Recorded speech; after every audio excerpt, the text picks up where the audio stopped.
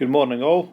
In my absence today, the virtual Mr West is going to teach the lessons. So here's the lesson for period 2 called Polynomial Equations.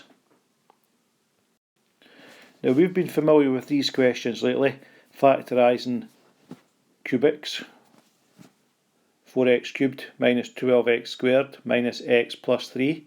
I'm going to change it very slightly today, and instead of saying factorise, I'm going to change that to solve.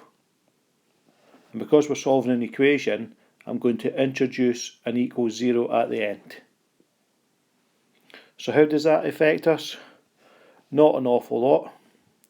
We still go through our procedure of synthetic division.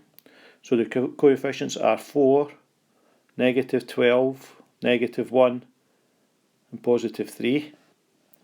We're still in the process of guessing which one works. Let's try 3, see if that works. So round down the 4, multiply, add, multiply, add, multiply, and there we have the remainder 0 at the end. So that gives us that x minus 3 must have been a factor, and the second factor is 4x squared. There are no x's, and take away 1. Now remember, we've got an equals 0 now, so we need to remember and carry that down here. So that equals 0. What do we now do? We factorise it a little bit further.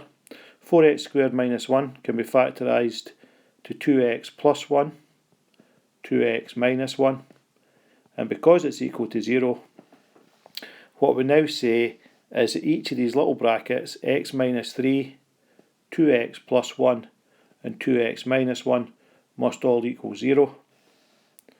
So the first bracket gives us x is 3.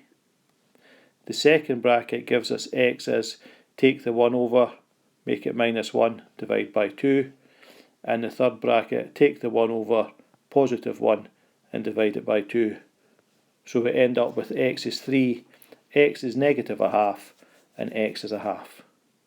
So it's pretty much the same as what we were doing before, only difference is that we have equals 0 at the end, and we have to solve the brackets equal to 0.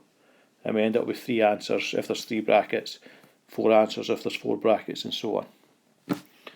Okay, now you should be able to do from that exercise 3.6. So if you can work on that this period, and there'll be a video telling you what we're going to do next period. Okay.